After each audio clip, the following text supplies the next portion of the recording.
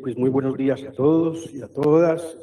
Para mí es un inmenso placer, lo digo con profunda sinceridad, estar con todos y todas ustedes hoy, simplemente ambientando un diálogo entre quienes son expertos y expertas penalistas que contribuirán con esta, digamos, con este eje que la Corte Constitucional ha construido o ha diseñado para este evento, que es un poco también decir, procurar mostrar cómo el derecho penal, sí, el derecho penal es, en tanto sea constitucional, es decir, el derecho penal constitucional.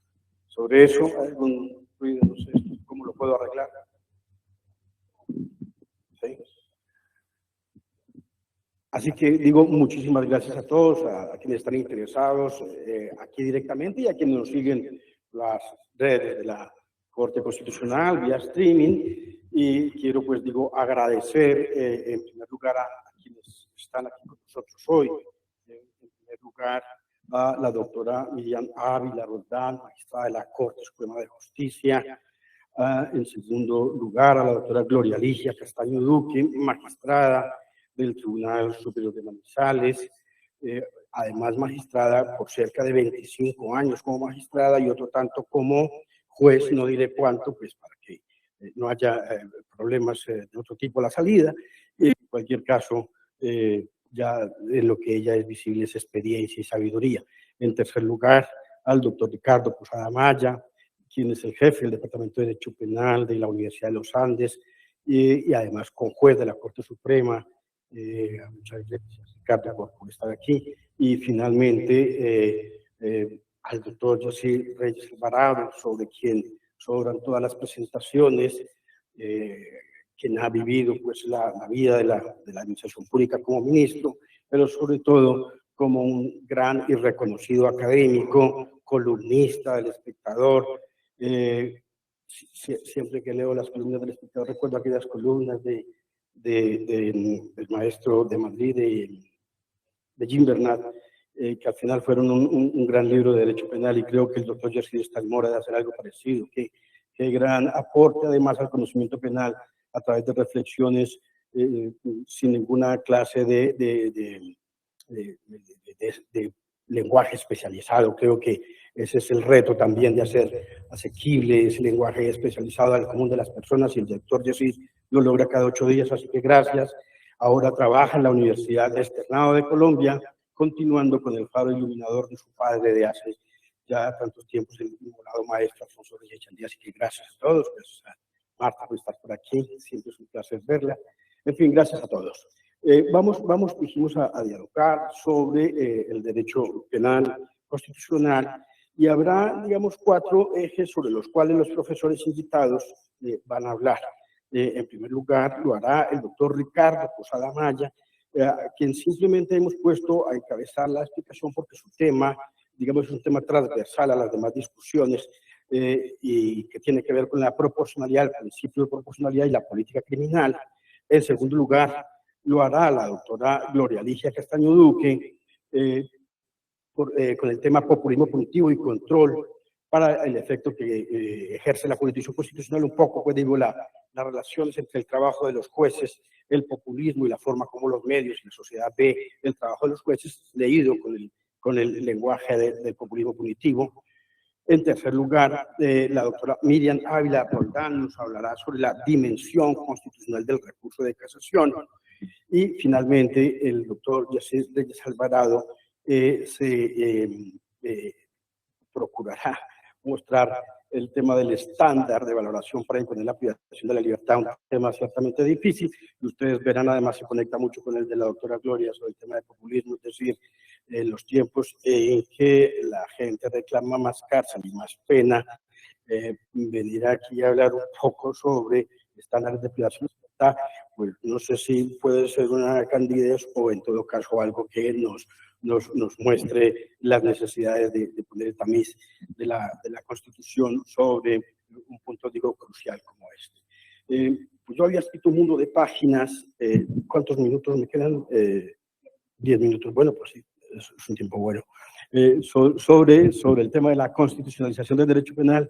Y digo, había preparado un mundo de páginas con la gente que trabaja conmigo, pero creo que podríamos salirnos de ese libreto y quizá ensayar una postura que nos reconcilie como a todos sobre lo que va significando y lo que significa y de hecho es un asunto histórico, la constitucionalización, el constitucionalismo, en general el liberalismo, que además ahora lo ha puesto de moda otra vez Fukuyama, si ustedes han mirado su último libro sobre el liberalismo y los desencantados.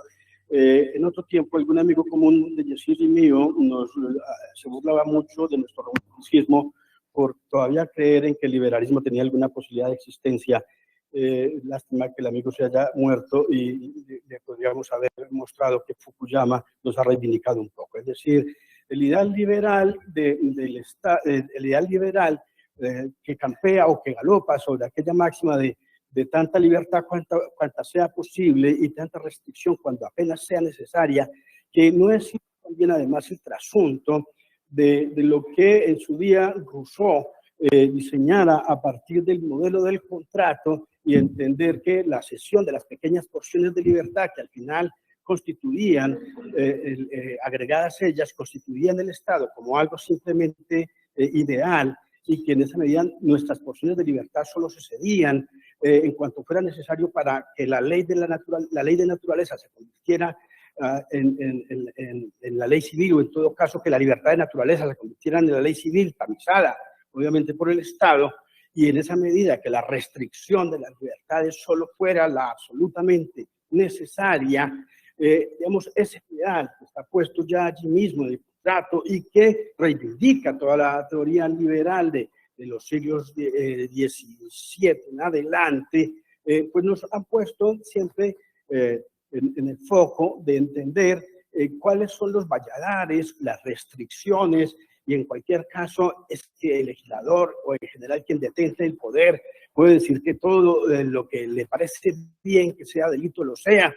Y digamos, esta historia que digo está bien escrita por el liberalismo, o sea, la multitud de Montesquieu, de Bentham, bueno, y por supuesto, digamos, de la idea fundacional becariana, que luego reinauguró y tantos años más después de Rajoli, digo, esa idea que está muy bien escrita en los libros, a veces uno dice, ¿y por qué no está sintonizada en la realidad? Es decir, ¿por qué es que somos tan liberales cuando nos decantamos sobre la idea de la ley penal y de la ley penal como última ratio? Sin embargo, cuando observamos el trabajo del poder y de quienes lo detentan, al revés, vemos que lo de última ratio no es sino un buen discurso de profesores.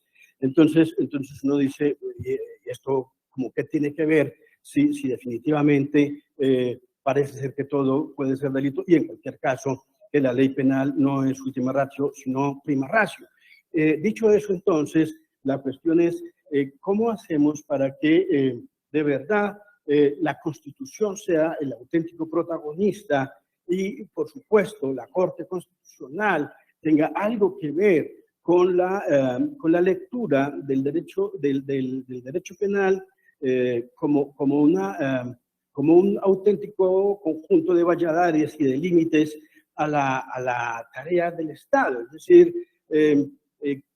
cómo es que ese principio de la dignidad humana, que ya Pico de la Mirandola, por ahí en 1400 y algo, de la dignidad del hombre, nos hablaba del máximo artífice como el creador de una criatura sobre cuya dimensión se imponían restricciones y en cualquier caso, cómo es que luego esto, la dignidad humana, nacida en la doctrina social cristiana de la Iglesia, así de simple, reinaugurada luego, hacia los años 40 y tantos, después en la posguerra, digamos, sacada de las cenizas del Holocausto, la dignidad de la persona empieza a alumbrar el derecho penal de este tiempo, y cómo es que ese principio, que ciertamente es la máxima sobre la cual se construye toda la idea penal, y no digo contemporánea, inclusive moderna, cómo es que ese principio alumbra y sigue alumbrando el estudio de la cuestión penal. Es decir, alguien decía que el derecho penal es la lenta y a veces imperceptible carretera de la humanización del derecho penal. ¿Cómo es que ese principio viene dominando y viene siendo el conjunto de argumentos sobre los cuales tendría que construirse el derecho penal? Digamos, para la Corte Constitucional es un gran instrumento de trabajo, sin duda, la dignidad de la persona, la dignidad humana, que ha permitido construir ciertamente las últimas sentencias más importantes que la Corte en materia penal ha hecho, la de aborto, la de la ayuda al suicidio, la de la eutanasia y la de la prisión perpetua revisable.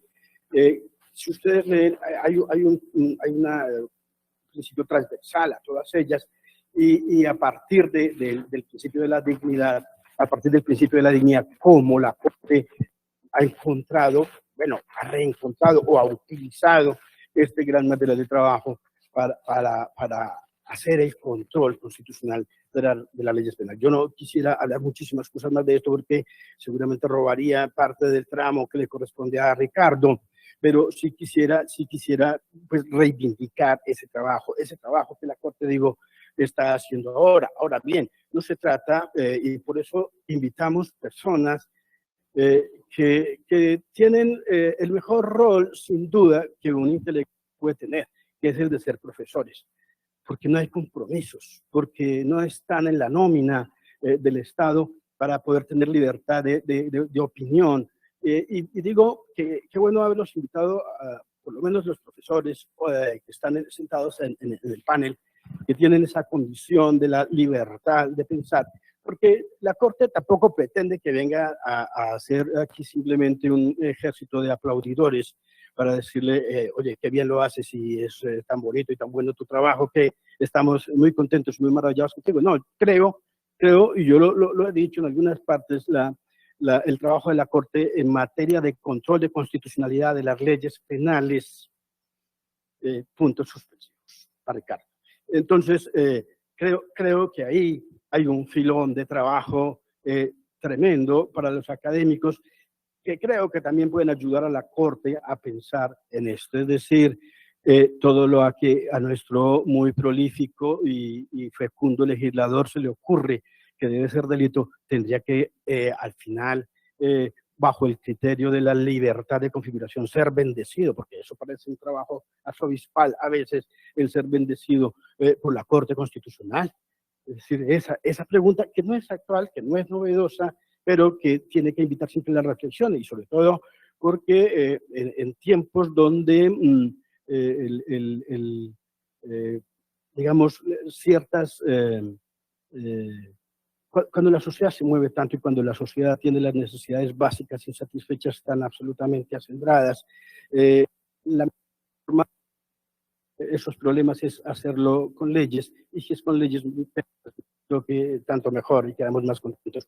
Así que, bueno, y otras lecturas, doctora Gloria, a propósito del populismo, y sí, de verdad, que haya tanta gente que haya salido de la cárcel después de la pandemia, cerca de 30.000, es lo que tiene a Bogotá un poco rodeada del delito, y el llamado es a los jueces a que, por favor, lean, como decía el ministro de Justicia saliente, por favor, no se apeguen tanto a la ley.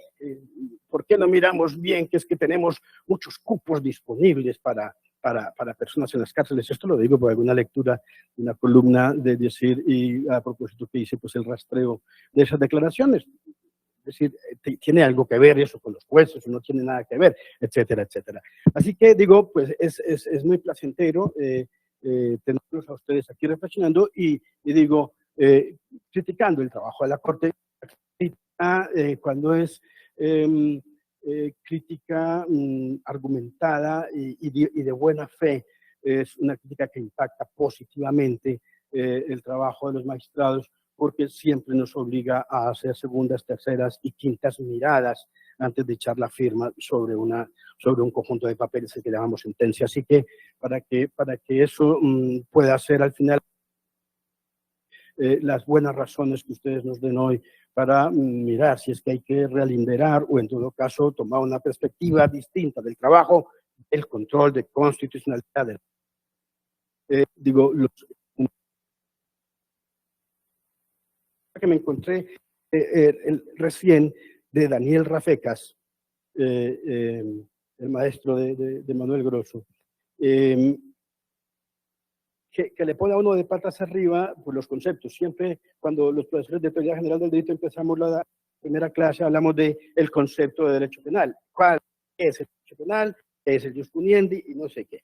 Me he encontrado con algo de Daniel Rafecas, un libro que se llama Derecho Penal sobre bases constitucionales, que simplemente ahí está para que, digamos, quienes son más ortodoxos en el tema de en la dogmática, lo consideren. Y voy acabando porque ya me voy a robar un minuto más. Dice Daniel Rafecas, entonces sobre esta base, ¿qué es el derecho penal? Si tuviéramos que responder en 3 palabras, ¿cómo lo definiríamos? La respuesta en el marco de un Estado social y constitucional de derecho sería legalidad, lesividad, culpabilidad. Como se ve, el basamento sobre el que descansa todo el andamiaje teórico del derecho penal proviene del derecho constitucional. Esta es una gran verdad que muchas veces los penalistas no están dispuestos a reconocer. Y algo parecido, muy parecido, dice Francisco Muñoz Conde.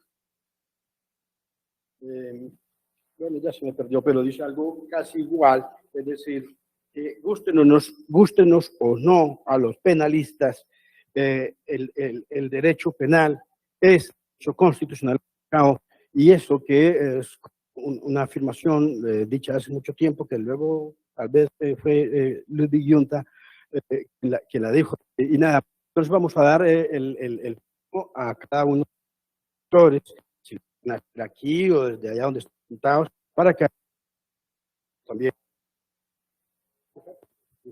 Ricardo Sada, que por personalidad y política criminal, que es como un tema transversal y primero a toda esta discusión. Gracias. Muy buenos días a todas y a todos. Es un enorme placer estar el día de hoy con ustedes. Un saludo muy especial a los magistrados de la Corte Constitucional, particularmente a la doctora Cristina Pardo y al profesor Reyes, desde luego, a las señoras y señores magistrados de la Corte Suprema de Justicia, del Consejo de Estado, a la señora magistrada, al profesor Reyes, a todos quienes día a día se encargan de defender los derechos constitucionales en distintos ámbitos de la jurisdicción, naturalmente a los señores jueces y juezas que nos acompañan el día de hoy, pero en particular a los estudiantes de Derecho que están conectados en todo el país y que probablemente serán los futuros jueces de Colombia. Un abrazo muy fraternal. El tema que quiero abordar hoy es el tema de la política criminal y la proporcionalidad, o la proporcionalidad mejor en el marco de la política criminal colombiana. Y desde luego para poder hacerlo necesito de manera muy simple señalar qué entendemos por política criminal en un marco general. Y la política criminal es un conjunto de herramientas que nos permiten básicamente mejorar la gestión del conflicto social. El derecho penal es un mecanismo de control social, como todos lo sabemos, que tiene como eje central sancionar los comportamientos que afectan de manera bastante grave la vigencia en parte, pero también nos permite castigar los comportamientos que lesionan de manera grave los bienes jurídicos. Esa misma política criminal nos permite racionalizar las respuestas del Estado, la respuesta del Estado como penas o medidas de seguridad, y desde luego nos permite economizar y justificar la violencia del Estado como respuesta a ese conjunto de situaciones que representan el crimen. De manera que en general nos permite mejorar la aplicación del derecho penal, pero al mismo tiempo prevenir el delito y proteger bienes jurídicos. Una idea bastante general, naturalmente que puede ser muy desarrollada, pero que nos permite abordar el concepto de proporcionalidad en ese sentido, no solo como mecanismo de optimización del instrumento penal, sino también de las sanciones como mecanismo de restricción de derechos en este caso. De una manera muy simple, el delito al final de cuentas implica la restricción concreta de los derechos de los ciudadanos.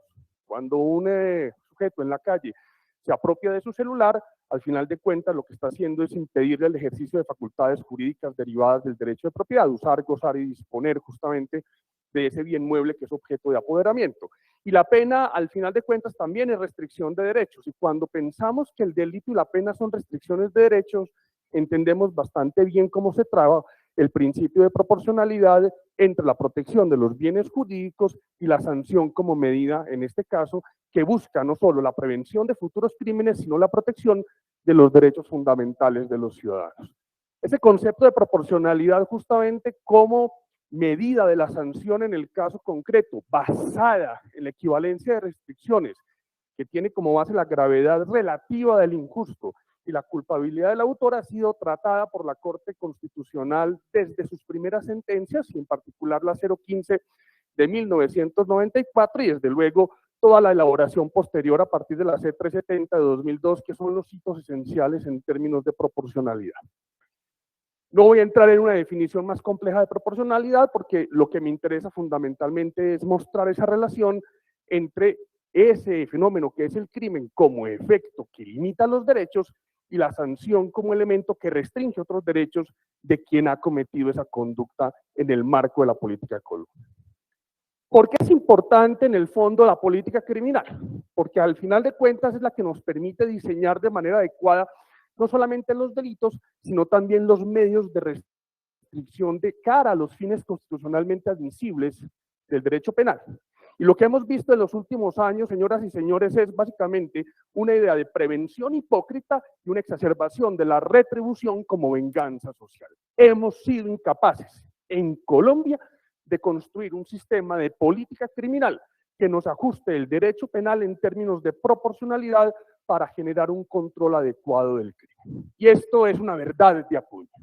Al final de cuentas, lo que no hemos podido hacer fundamentalmente es evitar que el derecho penal se convierta en un instrumento de moralización.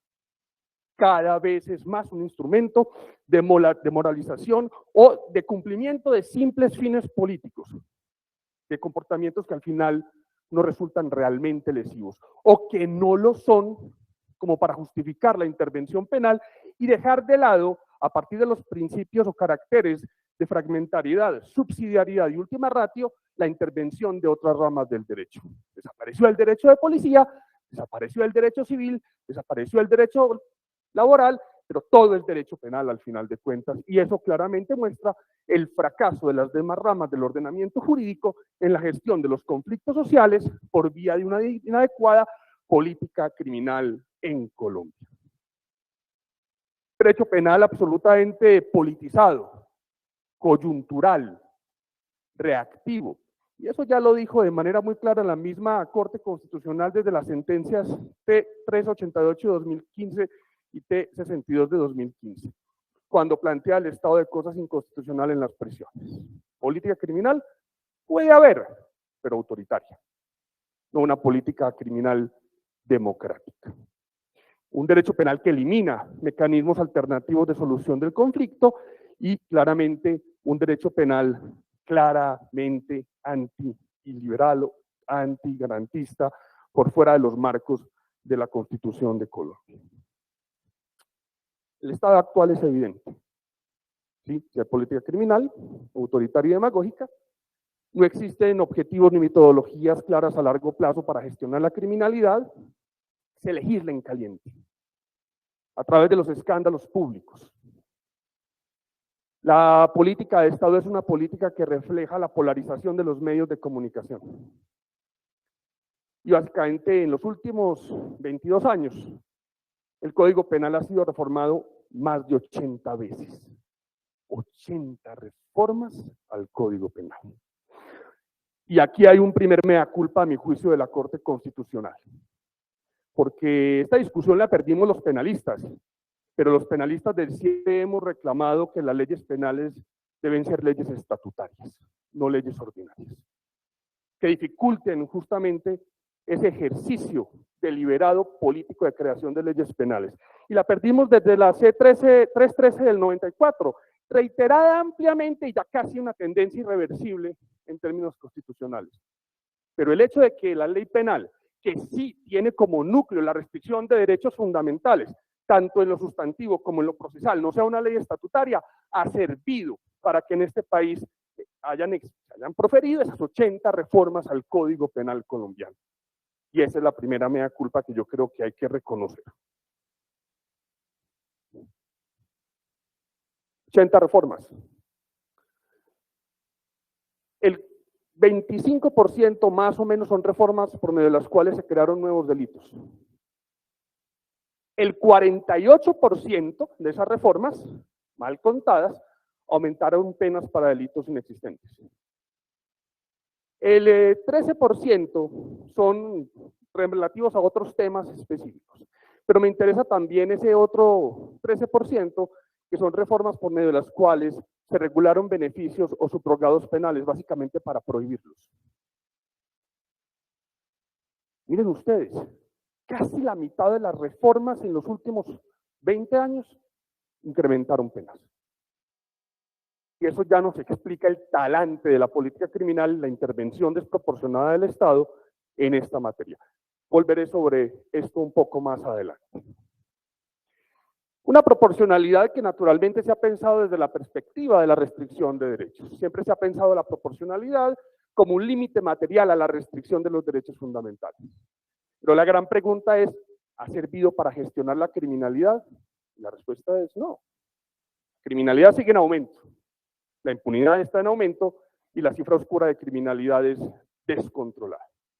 ¿Se ha respetado el Estado, la dignidad humana a través de las reformas penales? La respuesta es no. La Corte ha hecho valer ese respeto por la dignidad humana y creo que una de las sentencias más importantes en toda la historia del derecho penal es justamente, en este caso, la C294 de 2021 referida justamente a la prisión perpetua revisable. Ese es el hito fundamental a partir del cual, a partir de ahora, hay que analizar la intervención y la proporcionalidad en materia de respeto de los derechos fundamentales. Hemos evitado que el Estado racionalice el uso de la violencia. No hemos economizado ningún tipo de violencia, hasta el punto de la prisión perpetua revisable. El Estado pretende convertirse en ejecutor y al final la última barrera ha sido la Corte Constitucional y eso hay que reconocer.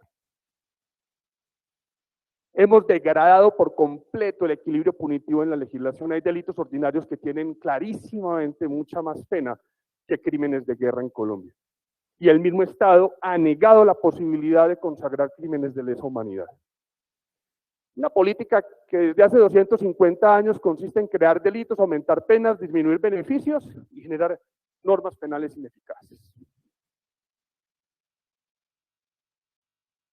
Es verdad que el principio de proporcionalidad en consecuencia es una herramienta de argumentación y corrección del control de constitucionalidad de las leyes. Difícilmente. Hay que reconocerlo. ¿Deberá solo aplicar en casos de manifiesto exceso, desigualdad irracional, desproporción punitiva?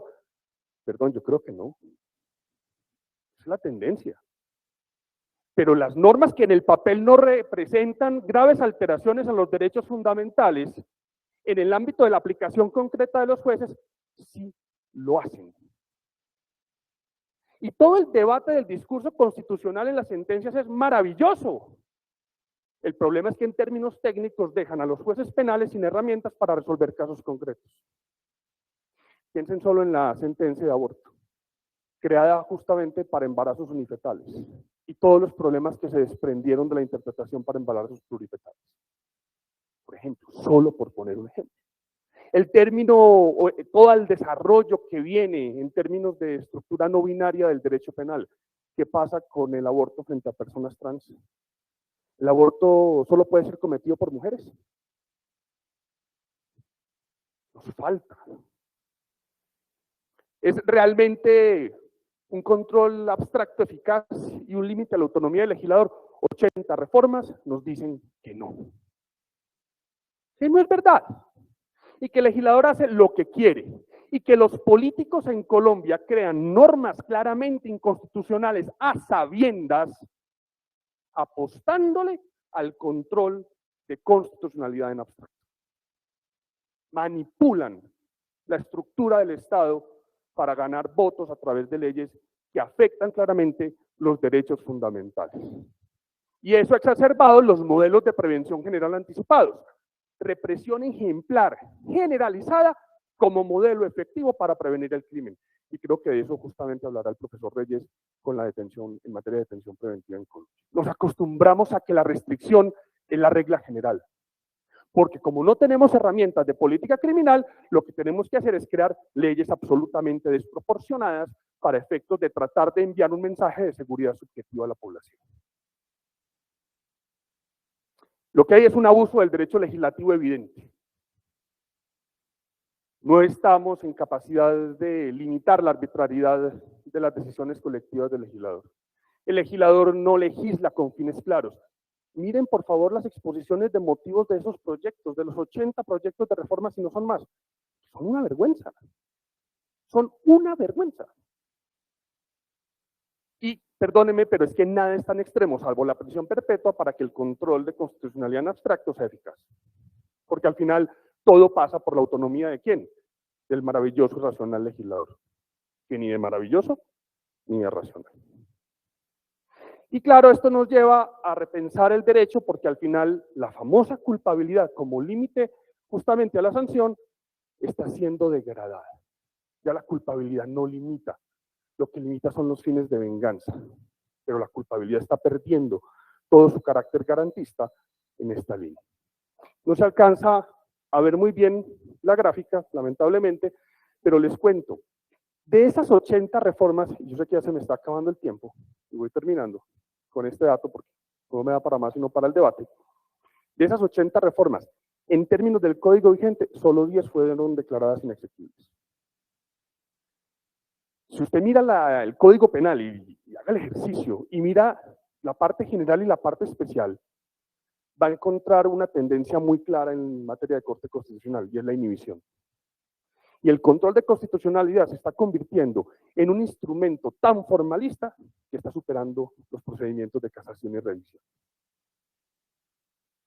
Entonces, hacia un control más concreto de constitucionalidad deberíamos tender todos, porque de lo contrario vamos a seguir permitiendo que, en este caso, el legislador haga lo que quiera. Y no solo eso, estos efectos de control se manifiestan mucho justamente en las sentencias de constitucionalidad en parte general y en parte especial. Dos ejemplos porque no alcanzo, pero hay cientos. Miren, piensen por ejemplo en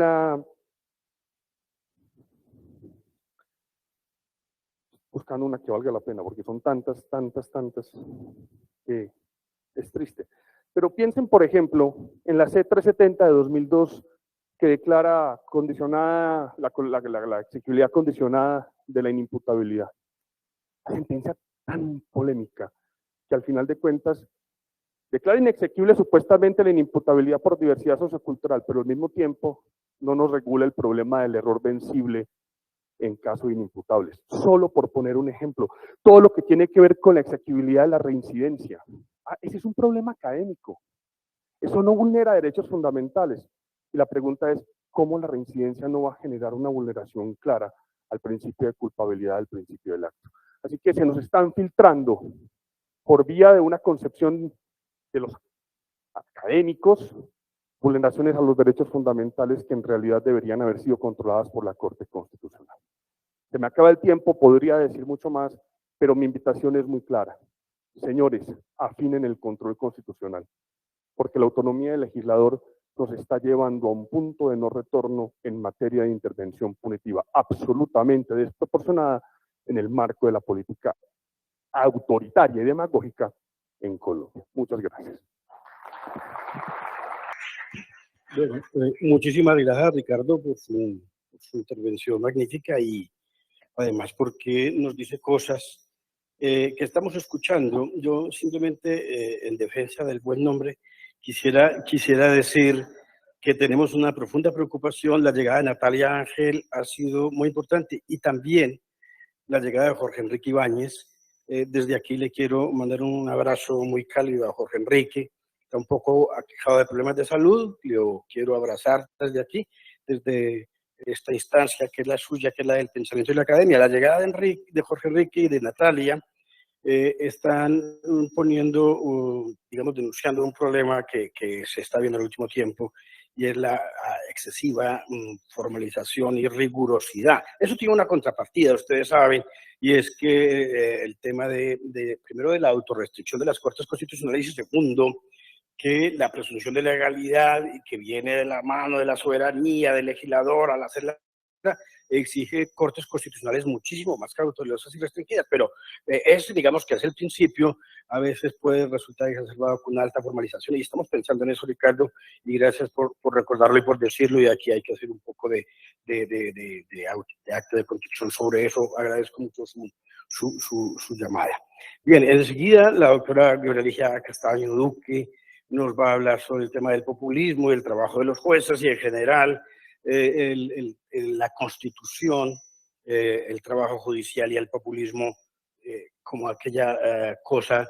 Encontré una definición que decía que el populismo puede definirse como una forma fácil de resolver los problemas difíciles.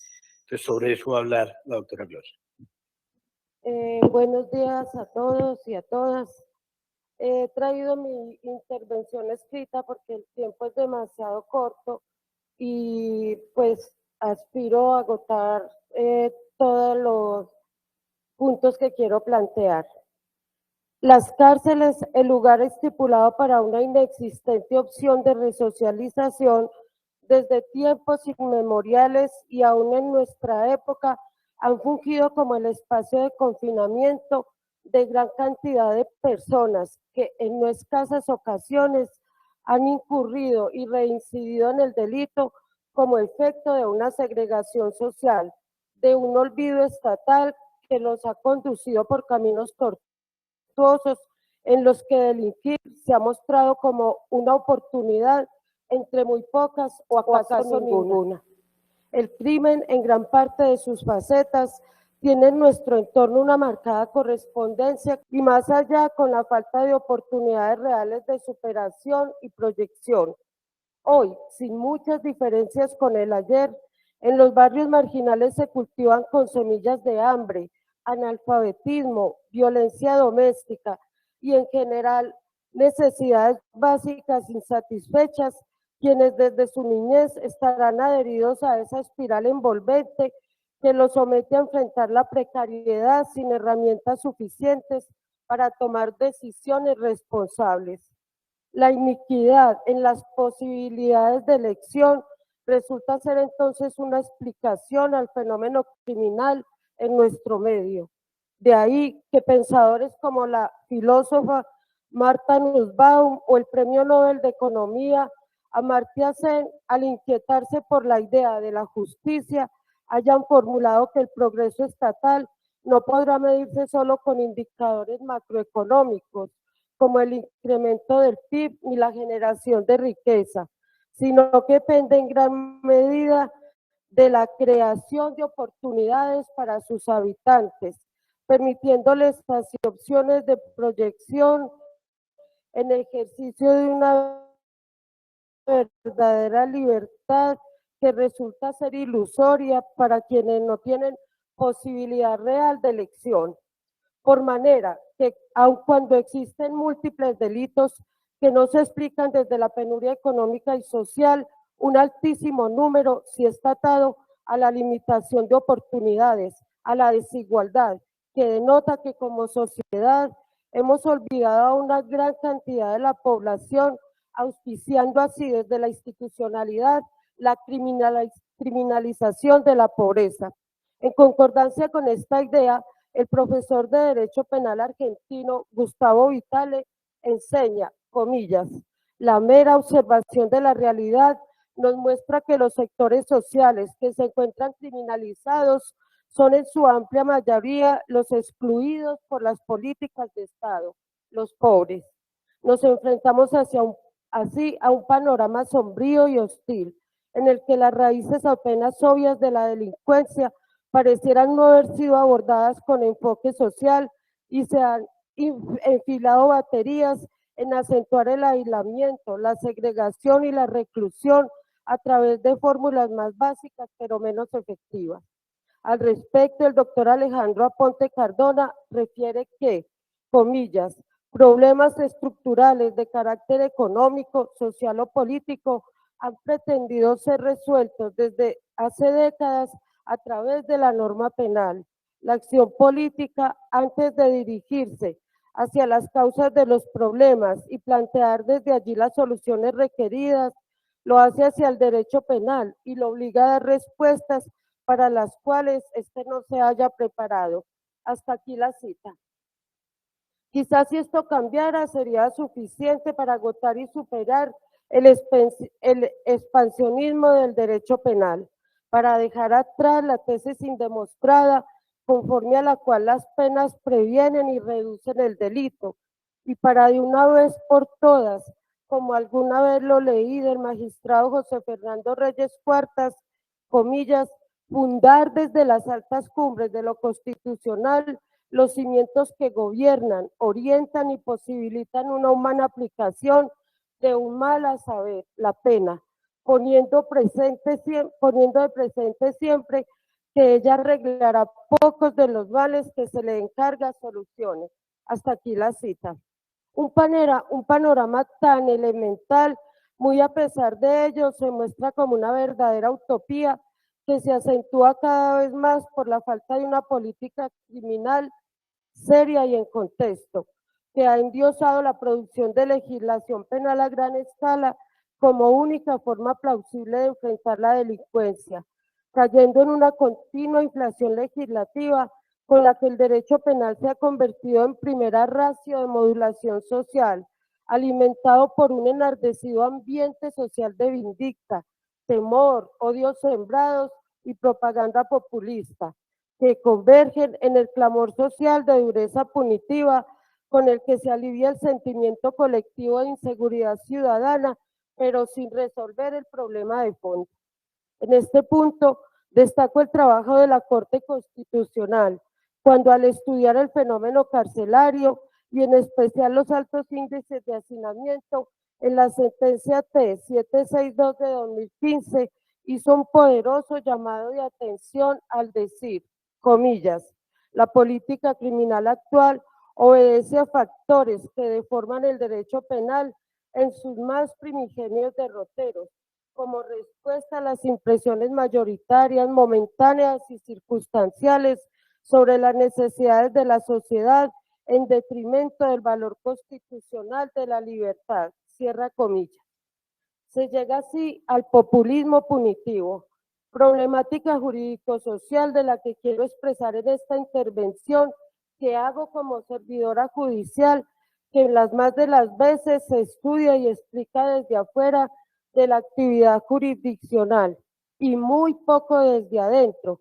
En tanto se suele relacionar, uno, al papel protagónico de los medios de comunicación en reclamar trato drástico al delincuente.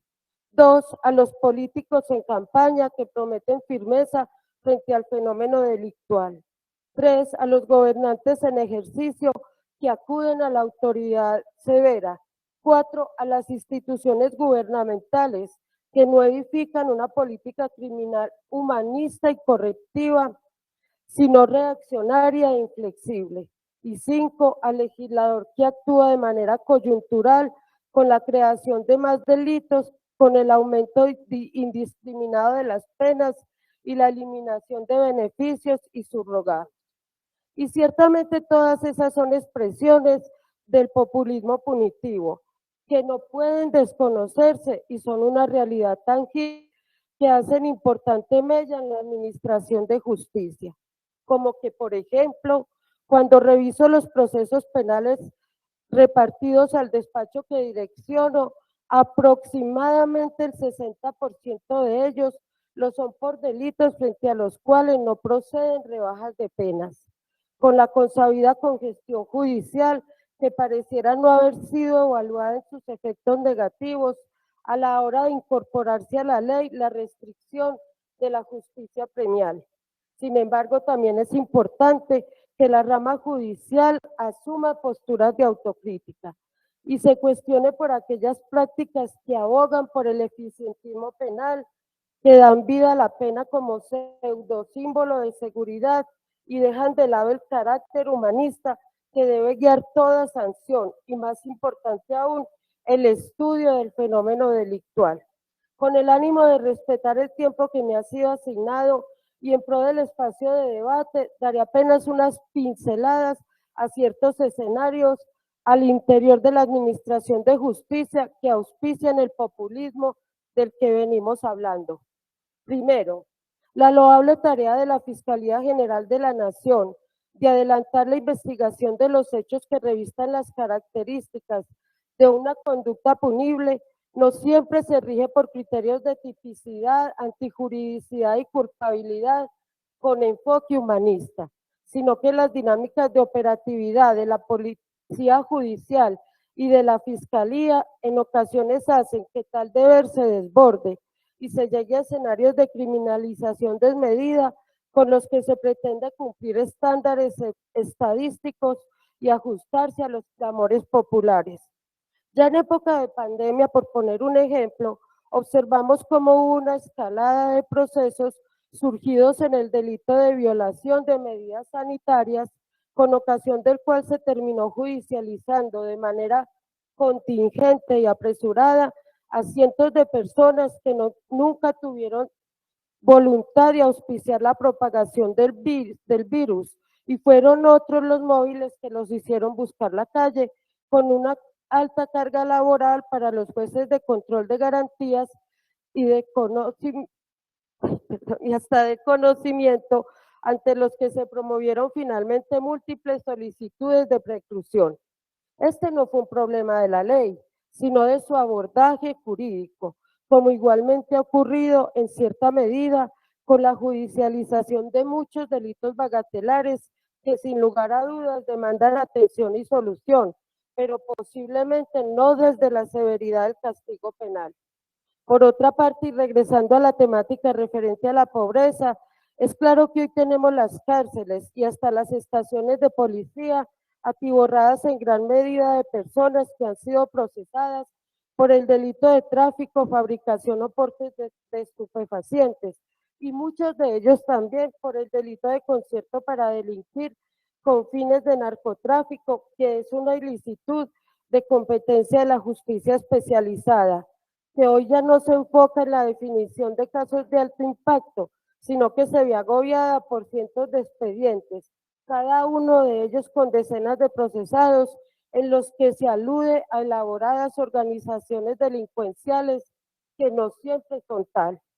No quiero con ello hacer una apología del delito, ni un intento en restar relevancia a la nocividad del narcotráfico como actividad lesiva, pero sí en la importancia de que desde las altas esferas de discusión se aguce el sentido crítico a la hora de evaluar la cadena de este ilícito, para encauzarse a la judicialización de los productores, los grandes comercializadores y los promotores de la cadena de tráfico, quienes sí merecen la severidad punitiva, que no se muestra razonable ni proporcional para aquellos desventurados que en cinturones de miseria, tanto en el ámbito urbano como rural, se adhieren a la venta de drogas como una opción de subsistencia y apenas llegan a la cárcel son inmediatamente reemplazados por otros, lo cual debe alertarnos que la problemática de la venta de narcóticos no se supera con capturas masivas y por tanto hoy demanda repensarse.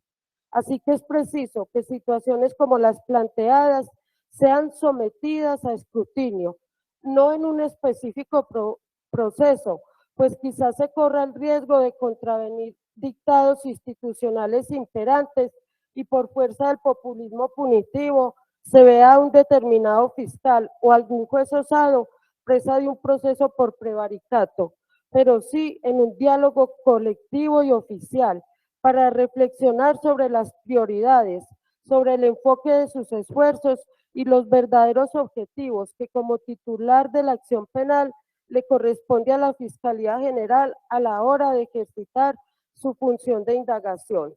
Segundo, la formulación de imputación es uno de los primeros hitos con los que se evalúa la eficiencia de los fiscales. En tanto, se les reclama a nivel administrativo promover un número determinado de procesos para entender cómo satisfecha su labor.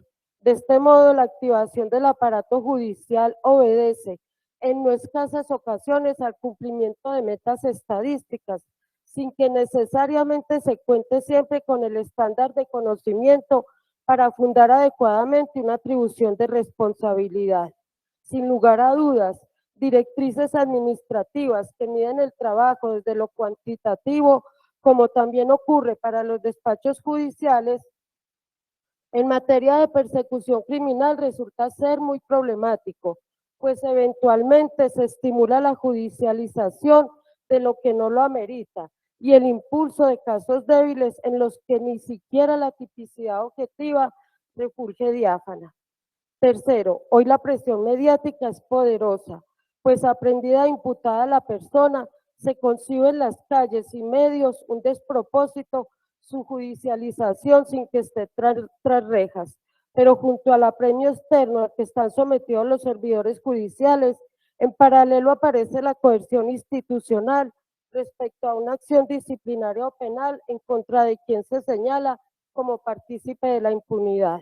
Esa presión desde adentro hace que tanto fiscal como juez actúen coartados con compromiso de su imparcialidad y objetividad.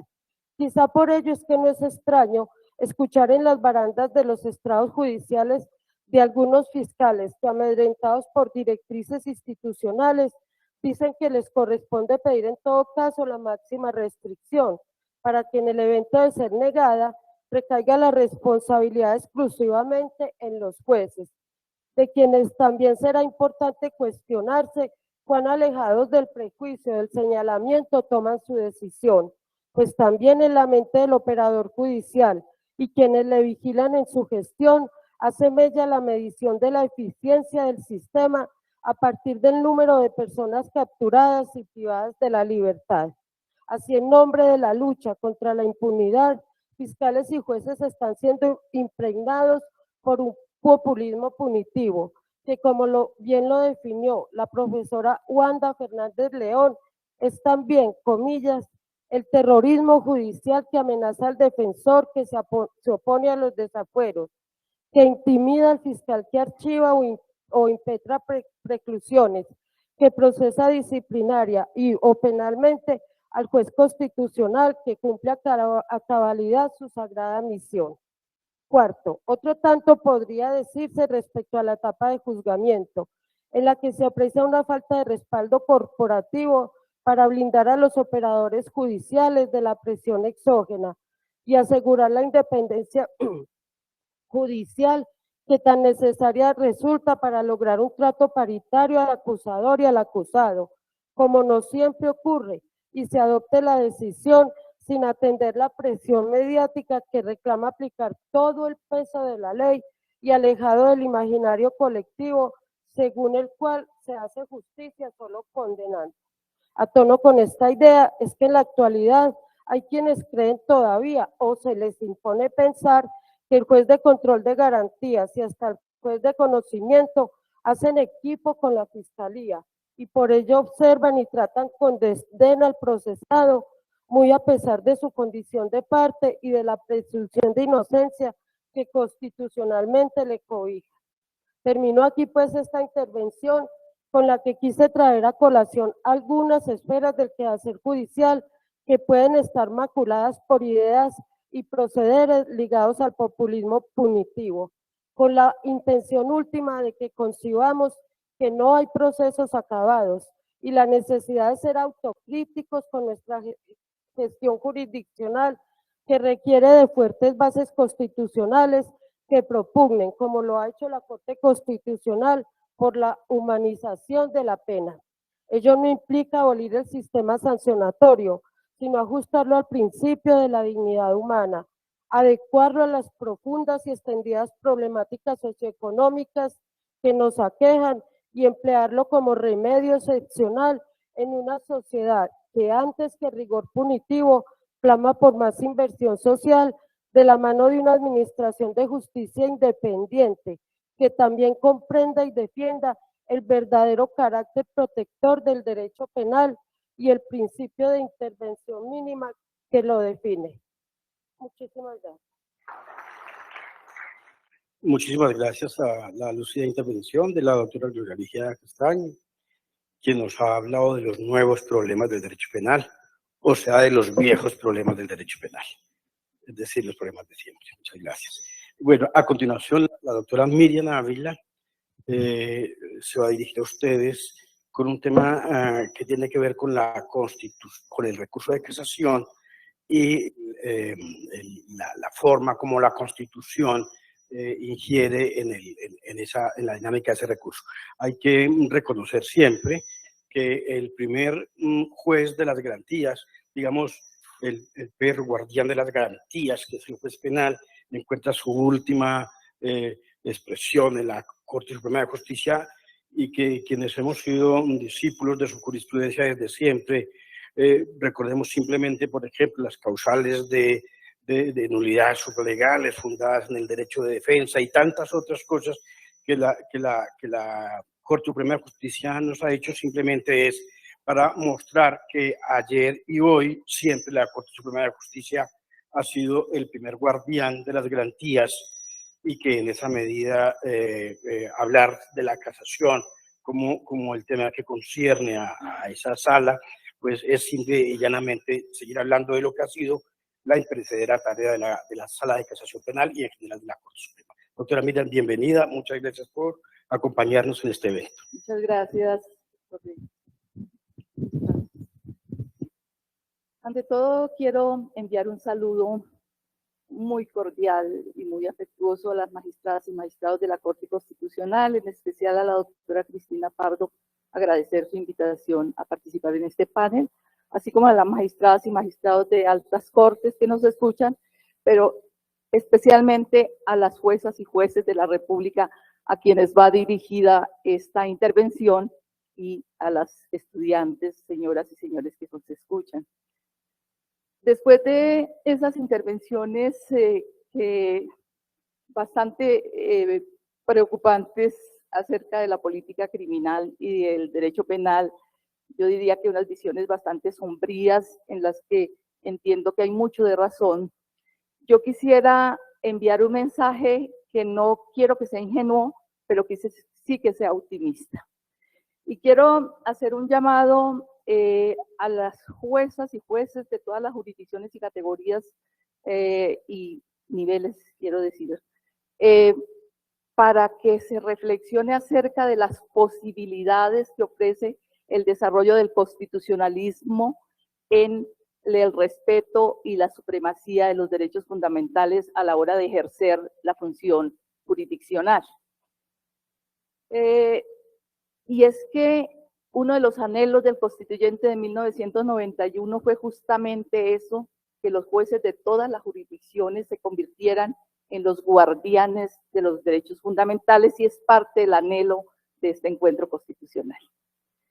Entonces, la idea que pretendo desarrollar y sustentar en estos breves minutos es que el recurso extraordinario de casación, que es por naturaleza de los recursos más formales sometidos a ritualidades, encaminado en sus orígenes a la defensa de la norma, a la defensa de la ley, a la defensa del derecho, está sufriendo o está experimentando más bien una transformación, un proceso de transformación hacia un recurso que pretende garantizar la efectividad de los derechos fundamentales.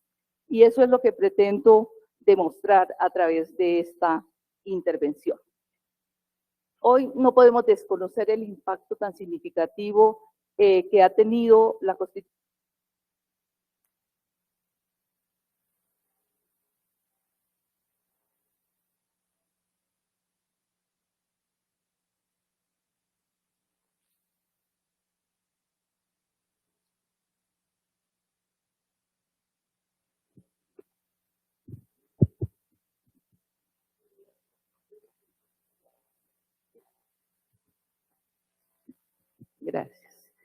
Decía que es innegable hoy por hoy sostener el efecto muy significativo que ha tenido la Constitución del 91 en la manera de concebir el derecho, en la manera de aplicar el derecho y en la manera de administrar justicia y el impacto en la cultura jurídica del país en general. Y el recurso de casación no ha sido ajeno a ese proceso de transformación. Y debo decir que los aportes más significativos de la Constitución del 91 que han impactado este proceso de transformación tiene que ver no solamente con la introducción en la Constitución de la cláusula del Estado Social y Democrático de Derecho, que exige una concepción material del derecho y apuntarle al desarrollo de la justicia. El incremento del catálogo de derechos fundamentales con unos estándares internacionales vinculantes también es un aporte que tiene un significativo impacto en el derecho y en este recurso en particular. Y especialmente la consagración de unos mecanismos específicos para la protección de los derechos fundamentales, y la idea es que el recurso de casación se configure a través de todo este proceso que se esté dando también en un escenario para garantizar la supremacía de los derechos fundamentales. En el campo penal, esa transformación y ese impacto de la cultura jurídica por parte de la Constitución del 91 ha tenido unos impactos muy específicos. En primer lugar, en la dogmática jurídico-penal.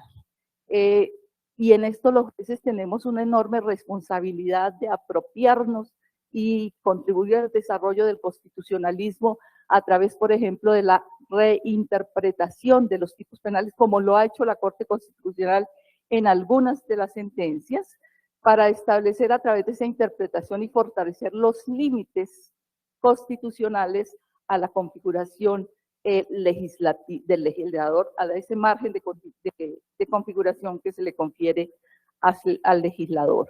En esa forma de interpretar, el juez tiene un gran espacio y unas grandes posibilidades para ejercer su función de guardián de la Constitución. Pero también en el proceso penal el impacto de la Constitución ha sido muy significativo, porque no en vano las dos últimas reformas al sistema de investigación y enjuiciamiento penal, como son la Ley 600 del 2000 y la Ley 906 de 2004, han tenido como foco el fortalecimiento de las garantías en el sistema de procesamiento penal. Y también tiene esto un significativo impacto en lo que tiene que ver con y reconocimiento de los derechos de las víctimas. Es decir, la progresiva adopción de estándares internacionales en el reconocimiento de los derechos de las víctimas ha llevado al sistema penal a una reflexión y a una aplicación muy importante en dos aspectos fundamentales: en reconfigurar la intervención de la víctima dentro del proceso penal a partir del reconocimiento de sus derechos y a partir de estándares internacionales. Y un segundo escenario, y es que importantísimo, es que ha generado un debate público acerca de las verdaderas posibilidades que ofrece la justicia restaurativa. En tercer lugar, o en cuarto lugar más bien, el hecho de que en la Constitución se hubiese introducido de manera clara, de manera vigorosa, la cláusula de exclusión probatoria, ha llevado también, desde el artículo 29 de la Constitución, ha llevado también a unos desarrollos analíticos muy importantes acerca de la prueba ilícita y de la prueba ilegal, que han sido muy fructíferos en los juicios penales. Y quizás un aspecto de los más significativos y que tienen que ver con temas que forman parte del debate público, que aquí se ha mencionado también por mis predecesores, y es el hecho de que se haya puesto el foco en la garantía de los derechos de las personas privadas de la libertad. No en vano, en 3 oportunidades, la Corte Constitucional ha declarado estados de cosas inconstitucionales en los sitios de reclusión permanente y transitoria a donde son llevadas las personas privadas de la libertad. Esto tiene una enorme importancia en el derecho penal, no solamente por la preocupación acerca de la garantía de los derechos fundamentales de las personas privadas de la libertad, sino que ha puesto también en el debate público temas y reflexiones acerca del castigo y acerca también de las alternativas al castigo y de los fines de la pena. Y ya en lo que tiene que ver de manera muy específica con mi idea que expongo en esta ocasión, que es esa transformación del recurso extraordinario de casación, la cláusula del artículo 228 de la Constitución que establece la prevalencia del derecho sustancial sobre el formal, sin duda ha tenido un impacto en el desarrollo de este mecanismo.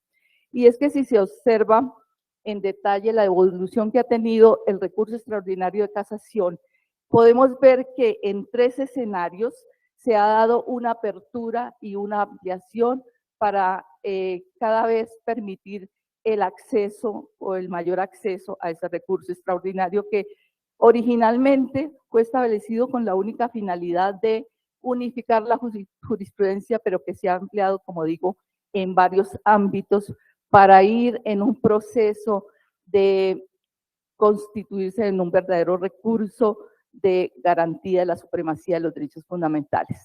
Entonces, inicialmente el recurso estuvo muy restringido a determinados delitos, primero al delito que imponía pena capital, pero posteriormente se fue extendiendo de acuerdo a ciertos montos punitivos, paulatinamente, hasta llegar a la concepción actual que se vino fortaleciendo a partir de los estatutos punitivos posteriores a la Constitución del 91, como es el decreto 2700 del 91 y la ley 600 de 2004 y la ley 600 del 2000 y la ley 904 de 2006, en donde paulatinamente se ha dado desarrollos significativos, no solamente en lo que tiene que ver con ampliar el recurso, las posibilidades del recurso a escenarios distintos, no ligados al monto de la pena, no ligados a la naturaleza del delito, ni ligados a la categoría del tribunal que profiera la decisión. Pero hay un segundo escenario que amplía ese recurso de manera muy importante y es el hecho de haber establecido unos fines de contenido sustantivo, unos fines de contenido constitucional para intentar el recurso de casación. Y es que la unificación de la jurisprudencia que fue y la misma protección del derecho que fue como el fin originario del recurso, ya pasa a un tercer o cuarto plano en esos fines establecidos en la ley 906 de 2004, y es que el recurso de casación se puede intentar para la efectividad del derecho material, para asegurar las garantías, la salvaguarda de las garantías en el proceso penal, para reparar injusticias en el proceso penal y finalmente también para el fin de unificación, pero hoy por hoy, pues ese no es el fin que se encuentre en el centro del recurso, no obstante sigue teniendo una especial importancia. Pero hay un tercer aspecto que también nos lleva a demostrar la idea que acabo de exponer, y es que se ha permitido también la casación oficiosa. Es decir, la Sala de Casación Penal de la Corte Suprema de Justicia puede superar las falencias de una demanda que, como digo, es sometida normalmente a estrictos requisitos, puede superar esas falencias con el fin de hacer un pronunciamiento cuando las demandas de justicia del caso así lo imponen. Y un dato de relatoría nos señala que en los últimos 4 años, al menos en 70 providencias, la Corte Suprema de Justicia en su sala de casación ha hecho pronunciamientos con base en esa casación oficiosa.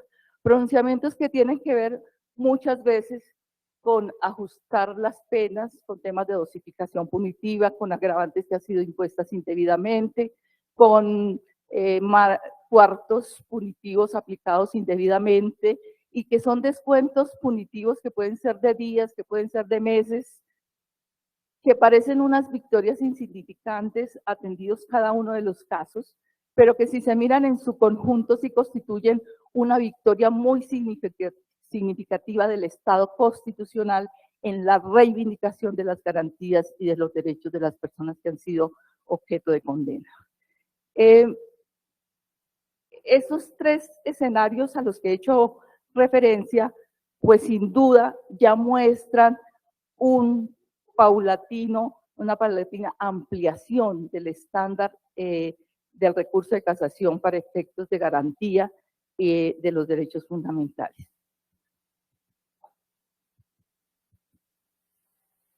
Y quisiera hacer referencia ya de manera concreta a algunos casos significativos en los que la Sala de Casación Penal, bajo esa perspectiva de protección y defensa de los derechos fundamentales y una visión sustantiva del recurso extraordinario de casación, se ha pronunciado en diferentes ámbitos de trabajo.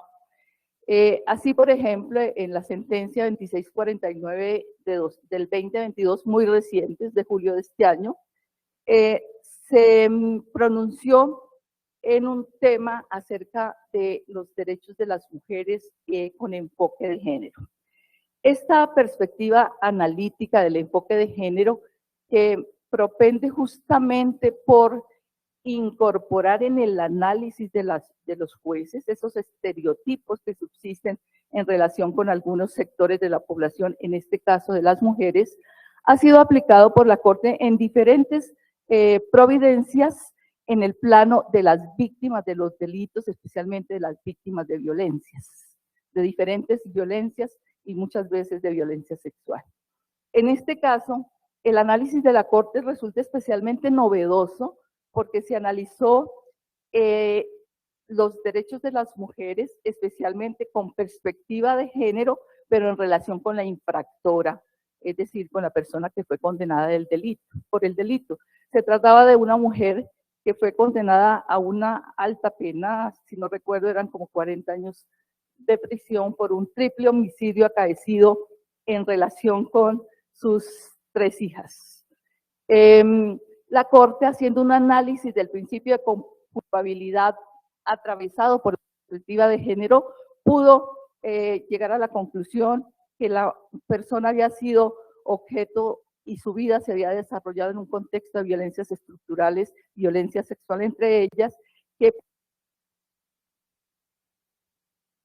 tenía esquizofrénico severo, y con ese enfoque y ese prisma hizo un análisis de la culpabilidad y estableció la inimputabilidad de la persona. Y el segundo caso, rápidamente, porque ya me están aquí anunciando que el tiempo terminó, en el ámbito del pluralismo jurídico y la jurisdicción especial indígena, ha hecho pronunciamientos especialmente en el ámbito de los derechos de las personas pertenecientes a comunidades indígenas de ser recluidas en sitios de armonización especiales, cuando los jueces de instancia le han negado ese derecho con argumentos en los que persisten estereotipos de subestima de las posibilidades de esa jurisdicción especial. Y en tercer lugar, en materia de protección a las libertades individuales,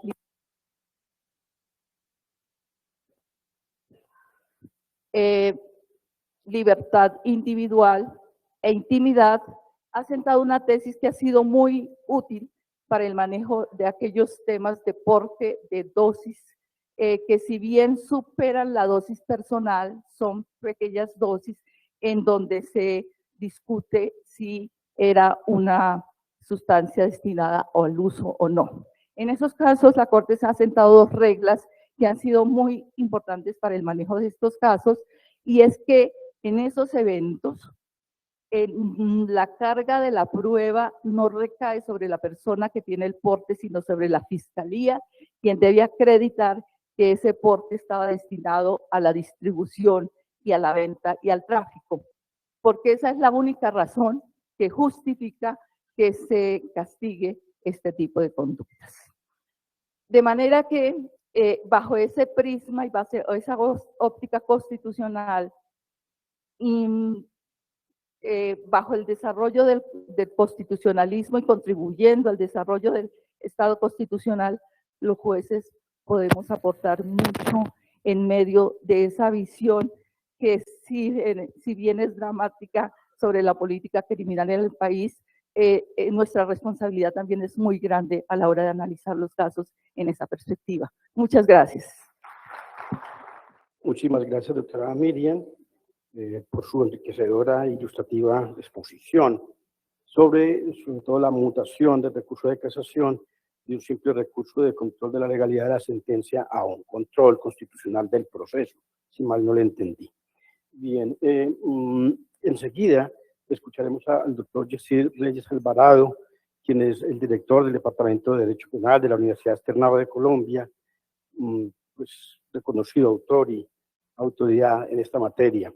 Así que, bienvenido, doctor Yesir. Él nos va a hablar sobre la privación preventiva de la libertad y los estándares de valoración de la misma, que alrededor de este tema, que como ustedes verán lo hemos puesto al final, porque es un poco transversal a todo lo que hemos dicho, es decir, al tema de proporcionalidad, al tema de populismo, en general a las relaciones del derecho penal y la Constitución, porque además, digamos, existen sentencias de la Corte Interamericana a propósito del control de convencionalidad del que nos hemos venido ocupando, que tienen un sentido también de preocupación en frente de la forma como, por lo menos en nuestra judicatura, el asunto se maneja. Así que, doctor Yesir, bienvenido, muchas gracias y lo escuchamos con muchísima atención.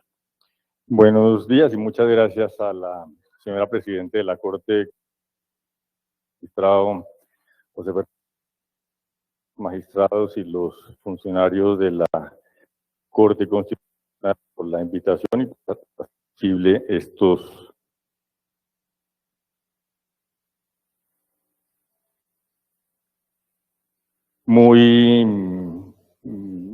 que se ha convertido en un tema de moda en los últimos años, el de la constitucionalización del derecho penal, pero que realmente pues, no es un tema de moda. Quizás se ha empezado a descubrir hace unos años la importancia del derecho constitucional en el derecho penal, pero eso no quiere decir que sea un tema nuevo. De hecho, la dogmática, de la que también a veces se habla mal, la dogmática nace como una forma de limitar el poder del derecho penal en la Edad Media, y cuando la dogmática como herramienta para la racionalización del derecho penal, pues surge la importancia de los principios que derivan de las constituciones. Y un escenario como este, cuando celebramos un año más de vida de la Corte Constitucional, pues es un buen escenario para mirar qué tanto ha aportado la Corte Constitucional en esas restricciones al derecho penal desde el punto de vista de los principios constitucionales. Y quizás uno de los puntos en que más, uno de los aspectos de los temas en que más ha influido la Corte Constitucional tiene que ver con la detención preventiva. Ahí la Corte Constitucional ha hecho uso, si no de todas, de casi todas las herramientas de las que dispone, no solamente de las referencias a las convenciones internacionales, también de una gran capacidad de interpretación de las normas constitucionales y legales, y también de los precedentes judiciales, del precedente judicial o de la historia de la jurisprudencia. La Corte Constitucional en materia de detención preventiva pues ha insistido muchas veces con razón en la necesidad de diferenciar lo que es una detención preventiva como una medida destinada a prevenir consecuencias futuras de lo que es una sanción penal, que es simplemente la respuesta del Estado a una persona que ha cometido un delito. Digamos que es un principio que teóricamente debería estar claro, en la práctica no siempre se ve claro, pero es el punto de partida de la Corte Constitucional. Y después se ha ocupado la Corte Constitucional de fijar algunos principios, algunos parámetros que deberían regir el funcionamiento y la aplicación en general de las medidas de aseguramiento, pero específicamente de la detención preventiva. Uno de esos, muy importante, es el principio de reserva legal, conforme al cual solamente el legislador puede decir cuáles son las causas por las cuales procede una detención preventiva y cuáles son los estándares probatorios o los parámetros que se deben seguir para que se aplique esa medida de seguridad o esa detención preventiva.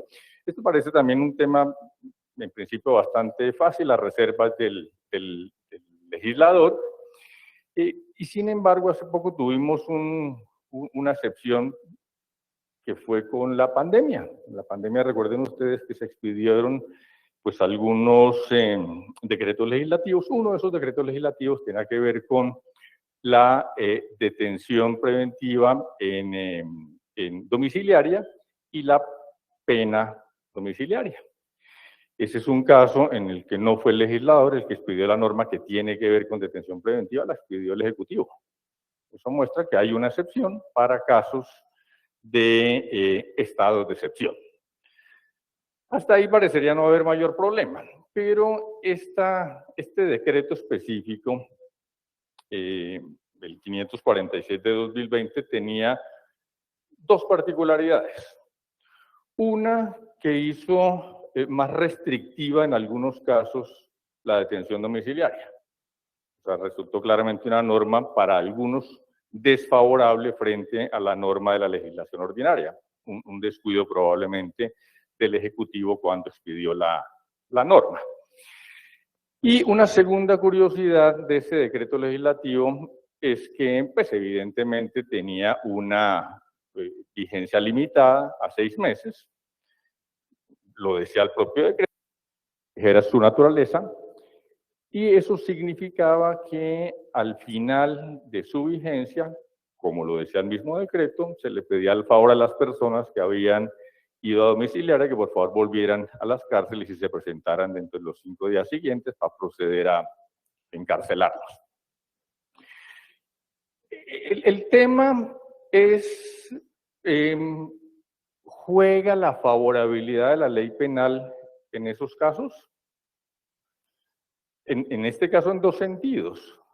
Ese decreto excepcional que endureció las condiciones para la detención domiciliaria regía incluso respecto de personas que tenían derecho a invocar la favorabilidad porque la ley ordinaria era claramente más favorable. Un punto. El segundo punto es, si yo gocé de detención domiciliaria durante estos 6 meses, ¿por qué no me aplica la favorabilidad cuando la norma ordinaria recobra su vigencia? Y menciono esto porque era una estupenda oportunidad para que la Corte Constitucional se pronunciara sobre esos dos temas. Un tema que estuvo además de moda hace 40 o 50 años cuando vivíamos en estado de sitio, pero del que nos hemos ido olvidando. Pues bien, el tema está otra vez sobre la mesa. La Corte Constitucional tiene por ahí un par de sentencias en el 2002 donde dijo muy clara y enfáticamente el principio de favorabilidad no se suspende en estados de excepción. Es inconcebible que en estados de excepción el principio de favorabilidad se suspenda. Y por supuesto, dice la Corte en el 2002 también, por supuesto es evidente que cuando termina el estado de excepción, las normas del estado de excepción no pueden seguir rigiendo a futuro. Pues bien, a pesar de ese antecedente de la Corte Constitucional del 2002, en este caso concreto, la Corte Constitucional no se ocupó del tema cuando revisó la constitucionalidad de este decreto legislativo 547 de 2020 y le dio la bendición tal como, yo no sé qué ha pasado en la práctica, pero tal como quedó la decisión de la Corte Constitucional, quienes tuvieron derecho a la prisión domiciliaria durante estos 6 meses deberían haber regresado a sus cárceles para seguir continuando con su detención preventiva y su pena en la cárcel, lo cual supone a mi modo de ver, una violación al principio de favorabilidad derivada justamente de esa excepción al principio de estricta legalidad de las medidas de aseguramiento. La Corte ha hecho referencia también a la reserva judicial, también muy claro el tema, solamente los jueces pueden imponer esas medidas de seguridad. Un tercer elemento sobre el que ha insistido la Corte Constitucional, con toda razón, es la excepcionalidad de esas medidas de aseguramiento.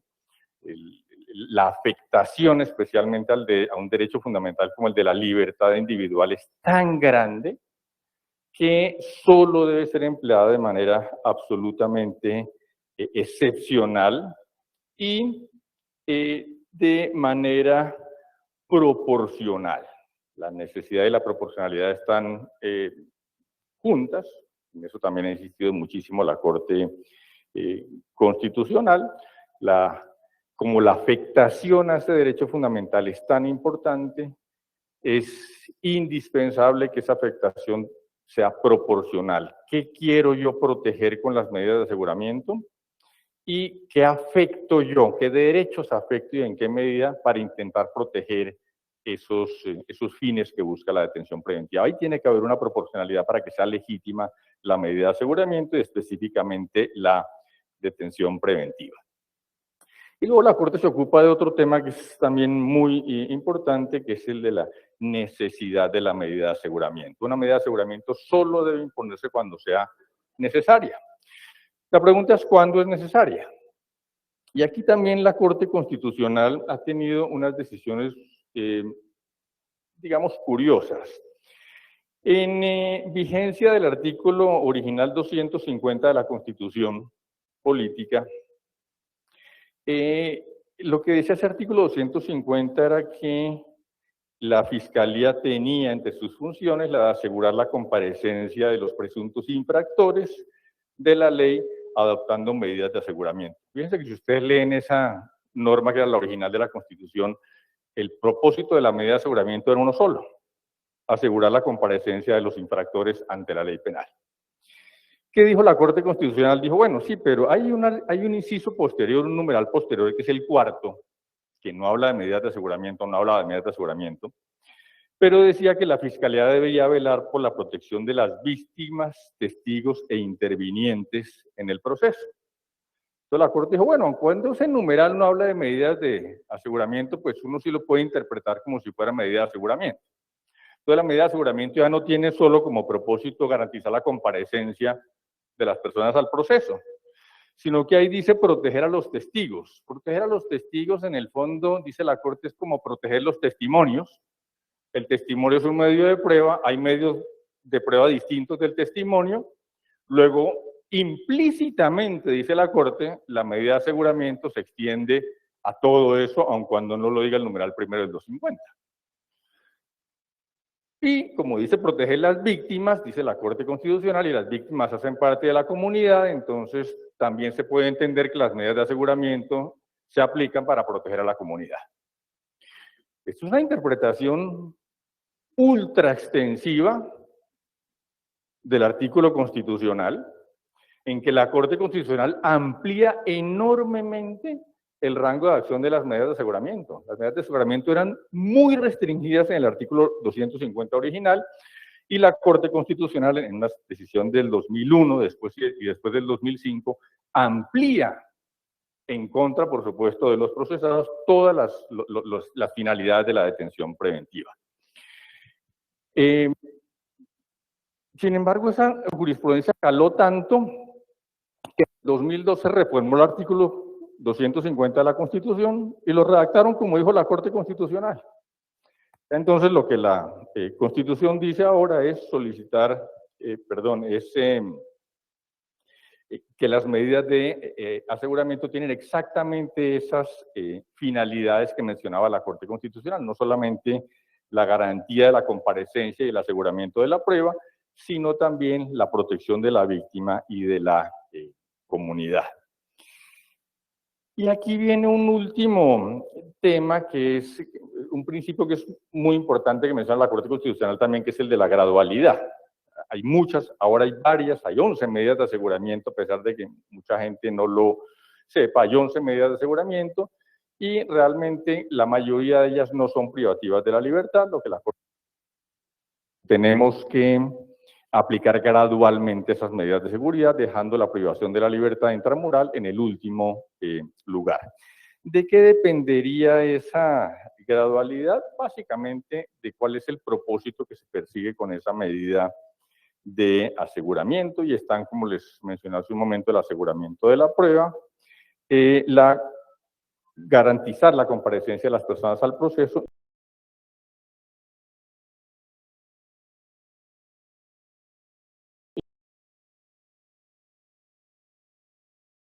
a la cárcel a una persona para evitar que en el futuro cometa un delito.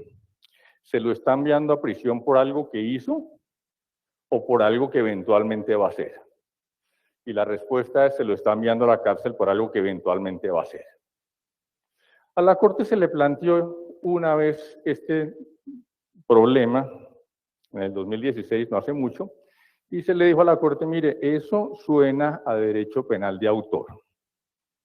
Están mandando a la cárcel a personas por lo que probablemente hagan en el futuro. La Corte en un párrafo dice: no, eso no es exactamente derecho penal de autor. No deja muy claro por qué no, porque eso es un tema sobre el que la Corte debería volver.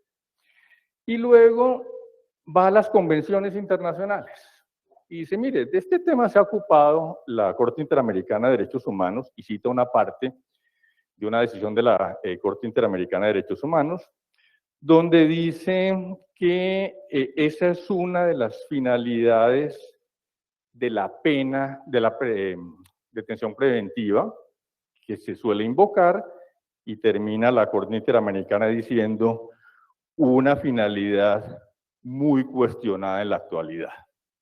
Y aún así, la Corte Constitucional dice: bueno, sí, la Corte Interamericana dice que está cuestionada, pero la menciona.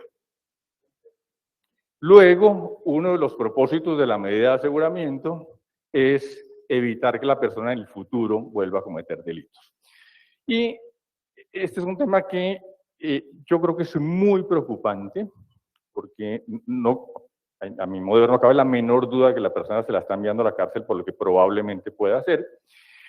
Yo entiendo, y lo ven ustedes todos los días en los noticieros, que hay una enorme preocupación por la seguridad. A mí, por supuesto, me preocupa la seguridad también, pero me preocupa igualmente que confundamos el manejo de la seguridad con el manejo de la delincuencia, que son dos cosas distintas. Al final es un instrumento reactivo a la delincuencia y de esa manera debe seguirse usando. No es un instrumento de prevención de la delincuencia, para eso hay medidas administrativas distintas, pero esa confusión que nos están generando entre seguridad y derecho penal está llevando a todo lo que dijeron los expositores anteriores, a que veamos como única forma de mejorar la seguridad de un país la expedición de normas penales. Y eso me parece extremadamente peligroso, y creo que la Corte Constitucional también tiene ahí una buena posibilidad de intervención. Muchas gracias.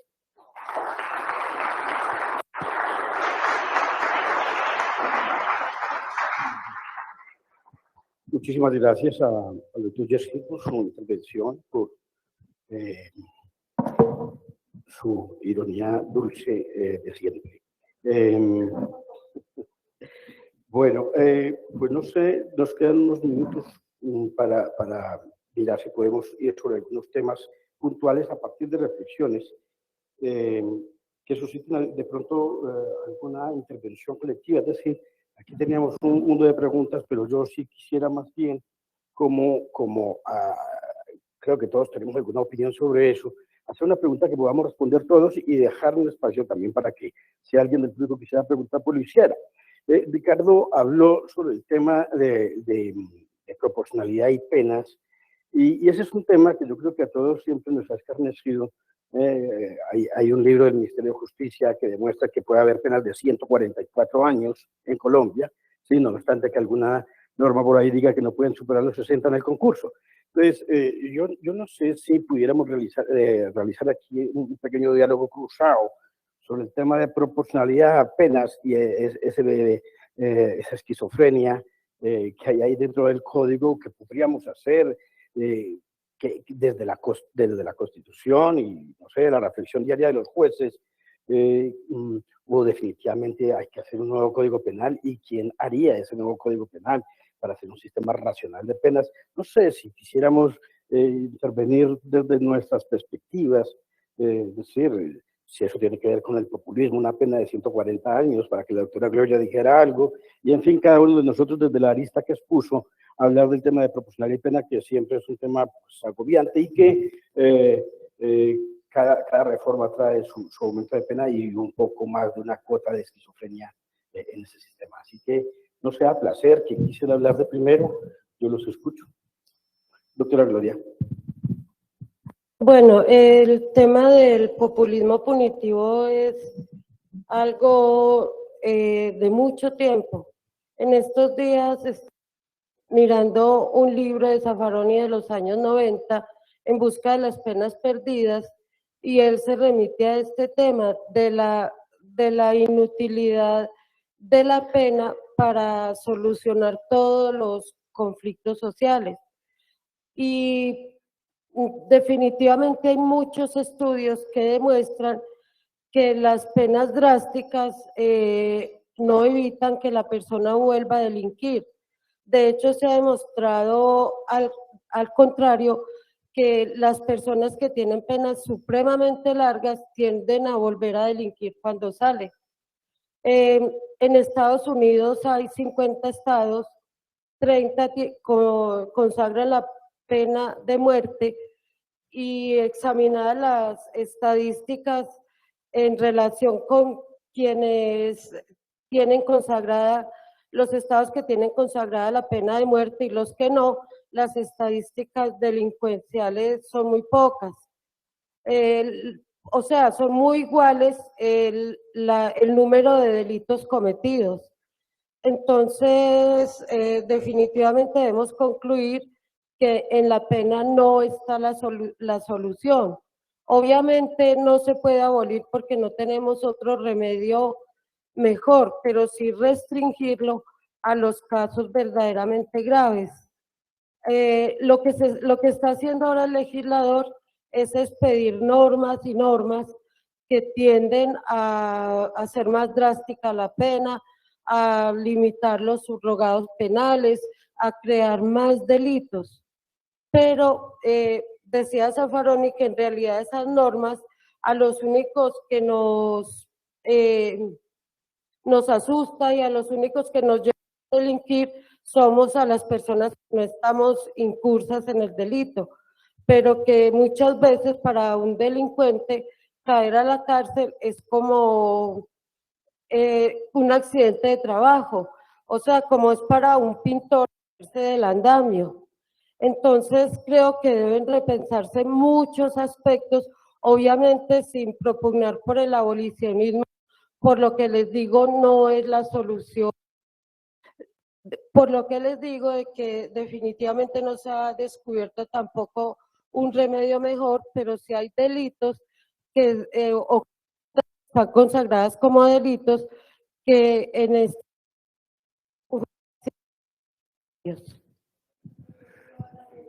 Lo más triste es que la prisión perpetua, o mejor dicho, las penas perpetuas en Colombia no han desaparecido. Ese debate apenas comienza.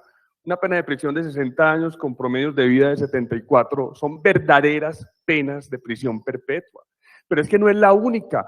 El artículo 122, inciso quinto de la Constitución Política prevé, por ejemplo, la inhabilitación para el ejercicio de derechos políticos perpetua. Así que, digamos, ese fue el comienzo. Pero todo el sistema tiene un desequilibrio coyuntural. Y si a él le añadimos el tema de la imprescriptibilidad de ciertos delitos, respecto de los cuales incluso el magistrado Reyes y el doctor Linares salvaron voto frente a esa nefasta 2098 de 2021, que desquició por completo todo el sistema de la parte especial del derecho penal, pues no es verdad que hemos depurado el sistema de cara al principio de dignidad. Hay que depurarlo, hay que seguir trabajando, hay que ser más rigurosos con el trabajo legislativo. Yo le tengo pánico a los 20 de julio. Pánico, porque la avalancha de reformas al Código Penal es simplemente desastrosa. Cualquier reforma es válida. La autonomía del legislador lo puede todo. Señores, no. Y básicamente la única talanquera que tenemos en este momento es básicamente el control, pero hay que ejercerlo. Y lo tienen que ejercer los jueces, y lo tienen que ejercer los jueces en sus providencias. Y los jueces tienen que ser jueces constitucionales, pero de verdad. Y esto pasa por algo más, y me tomo esta licencia. Hay que garantizar la independencia judicial.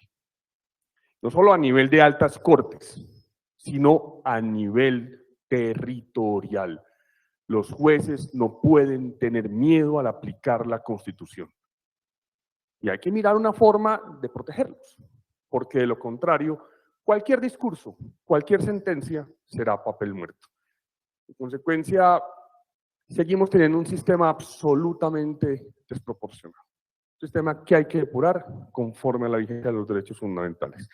Y lo otro es, yo creo que, por ejemplo, esa misma decisión, solo por poner un ejemplo en esa C-155 del 2022, en materia, digamos, de la revisión de exequibilidad de la ley que regula la prisión perpetua, por ejemplo, fue un desastre y sigue siendo un desastre en materia de homicidios. En este momento no tenemos ni siquiera claridad acerca de qué norma de homicidio rige. Porque el 103A, por ejemplo, parece estar vigente, pero pudo haber sido derogado luego por la Ley de Seguridad Ciudadana cuando modifica el artículo 104, inciso segundo, numeral tercero, que introduce las agravantes frente a niños. Y no sabemos qué rige, no sabemos si rigen las normas posteriores, anteriores. Es un desastre lo que está pasando a nivel legislativo en materia de parte especial del Código Penal. Necesitamos un nuevo Código Penal refundido. Sí, no necesariamente nuevo, pero sí claramente ajustado. Pero no como pretendía el anterior gobierno, que era proferir códigos para estrenar un 20 de julio, que les tengo pánico. Gracias, Ricardo. Doctora Sí, muchas gracias. Mire, esta es una discusión que yo conozco desde que me he aproximado al derecho penal y desde el punto de vista teórico pues se plantean muchas respuestas, ¿no? El derecho penal mínimo, la mínima intervención, reconducir el derecho penal a los bienes jurídicos más valiosos para la sociedad y hoy por hoy la justicia restaurativa que está digamos, puesta ahí sobre la mesa como una de las alternativas. Pero ya en lo que podemos hacer los jueces y frente a esa realidad que tenemos de los mensajes simbólicos a través de las penas muy elevadas, creo que el tema que mencionaba el doctor Ricardo acerca de los subrogados penales es algo que nos tenemos que tomar muy en serio. Y ese es un instrumento que contribuye verdaderamente a morigerar esas reacciones desproporcionadas en la imposición de las penas y recientemente la Corte Suprema ha avanzado en ese terreno para tratar de establecer unos estándares, mandar a los jueces unas directrices de valorar esas posibilidades de concesión de mecanismos en el marco de dignidad humana, en el marco de fines de la pena y no mirando retrospectivamente hacia la gravedad del delito por el que le fue impuesta la pena. Entonces creo que en el marco de lo que podemos hacer, ese puede ser un escenario pues importante, real en lo que los jueces podemos hacer. Pues muchas gracias a la doctora Millán, además porque, discúlpeme que me tomé la palabra por asalto, eso que ella nos dice de los subrogados, que viene siendo también la última proclama de volver hacia el Código de Procedimiento, ayer lo decía el ministro de Justicia, volver al Código 2004, porque nos prometió un sistema acusatorio que funciona con un 90% de determinaciones anticipadas y resulta que cada año hay una nueva restricción y la flagrancia tendrá menos rebaja y bueno, cada día una nueva, al punto que ya la regla es la regla del juicio y no la de la justicia con determinación anticipada. Esas cosas habrá que reflexionarlas para un poco, por lo menos, desprisionizar el sistema penal. Doctor Yacine, finalmente. Sí, el ejemplo que menciona el magistrado José Fernando lo que muestra es justamente el desorden de la política criminal. Si ustedes miran la versión original del Código Penal de 2000, es un código en el que la parte especial está ordenada lógicamente. Ustedes van a encontrar ahí que comienza la parte especial con las conductas que afectan los bienes jurídicos más importantes y termina con los bienes jurídicos menos importantes, y luego en cada título están organizados dependiendo de la gravedad de la afectación al bien jurídico. Cuando eso se hizo, se asignaron las penas. Entonces estaba clarísimo que las penas más grandes estaban asignadas a las formas más fuertes de afectación a los bienes jurídicos más importantes. Y esta era la estructura que debería haber conservado el Código. Pero claro, tenemos un promedio de 4 reformas al Código Penal por año. Y no hay tiempo, como dice Ricardo, para mirar si encajan o no encajan las reformas en la estructura del Código. Y a cada uno se le ocurre una idea, por ejemplo, en tema de lavado de activos. A cada uno se le ocurre una buena idea para el lavado de activos. Pero como fueron 4 ideas distintas y nadie miró las otras 3 ideas, si ustedes revisan hoy el delito de lavado de activos, pues la pena da más de 100 años. ¿Por qué? Porque fueron todas reformas aisladas y nadie las miró en conjunto. Después de eso, ¿qué pasa? Que a alguien se le ocurre, como hace un año, la idea de que había que aumentar las penas, y entonces las aumentan a 60 años, y no se dan cuenta que realmente las disminuyeron, porque como estaban en más de 100, cuando las subieron a 60, bajaron las que estaban en más de 100. Todo eso es el desorden de la política criminal que tenemos, y ya nadie sabe ni siquiera qué penas hay en el Código. Entonces, por eso el magistrado dice, no, dicen que hay una pena que pasa de 100 años, sí, hace ya muchos años que tenemos una pena que en Colombia pasa de 100 años y no nos hemos dado cuenta.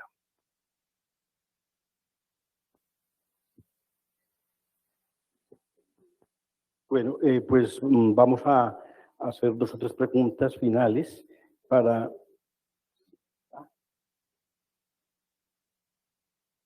Bueno, entonces, doctor Fernando, tiene la palabra.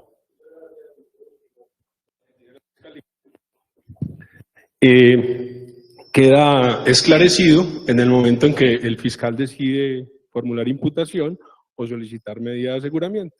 Pero entonces le perdemos el rastro al caso y qué ocurre finalmente en la etapa de juicio. Si esta persona es condenada o absuelta. Entonces ese tema del eficientismo yo creo que es necesario abordarlo y entender que debemos darle una mejor mirada al tema de la política criminal y no a cuántos delitos estamos esclareciendo, máxime cuando estos se están mirando desde esa óptica de simplemente un tema estadístico que queda ahí y que no está solucionando. También en el tema de corrupción, que es un fenómeno que hoy nos aqueja de una lucha y que se nos presenta de diversas maneras. Y yo siempre he hecho una pregunta, y es ¿hasta dónde un fiscal con la corrupción cuando va y solicita una medida de seguridad que sabe que no es necesaria y no es idónea y no es proporcional? Es con la corrupción cuando concede esa medida. Bien, doctor, muchísimas gracias. Nos ha dado un pequeño espacio para preguntas. Agradecemos mucho sus opiniones y son importantes. Vean que no haya tantas imputaciones gratuitas, la doctora Marta Lucía Zamora tiene menos trabajo defendiendo al Estado por privación injusta de la libertad, que es tanto. El doctor de aquí delante y luego el de atrás, y creo que nos va a tocar terminar. Nos dijeron que había ¿cuántos minutos? 5 minutos que ya se están acabando. Vamos a ver hasta dónde vamos, doctor. Preguntas cortas con respuestas cortas. Gracias, señor magistrado. Esta pregunta va dirigida a la doctora Miriam Ávila. Hemos asistido a un encuentro sobre diálogos de las diferentes jurisdicciones. La pregunta es concreta, doctora Miriam. ¿Qué prefiere la Corte Suprema de Justicia? ¿Construir su propia jurisprudencia o atenerse al precedente constitucional de la Corte Constitucional?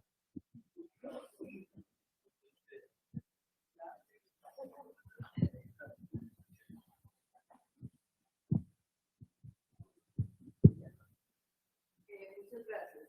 Mire, desde el planteamiento que yo hice en mi exposición, he dicho que todos los jueces tenemos